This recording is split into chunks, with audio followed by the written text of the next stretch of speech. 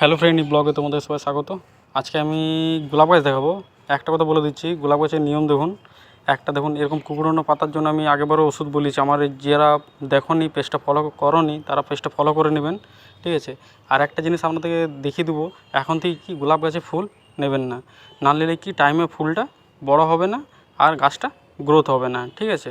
এখন গাছটা গ্রোথের জন্য কী ওষুধ আছে সেটাও আপনাদেরকে পরে আমি বলে দেবো। এখন আমি কী করবো, আপাতত যতগুলো গোলাপ গাছে ফুল আছে, এরকম যদি নতুন নতুন ব্রাঞ্চ চান গাছটার মধ্যে, সেটা এই ফুলগুলোকে কেটে দিতে পারেন, ঠিক আছে। দেখুন ফ্রেন্ড, এটা তো কড়ি আসছে, এটাও কেটে ফেলে দিতে হবে, ঠিক আছে। দেখুন ফ্রেন্ড, এই কাঁচি দিয়ে সবগুলোকে আমি এরকমভাবে একটা করে কেটে নেবো, ঠিক আছে।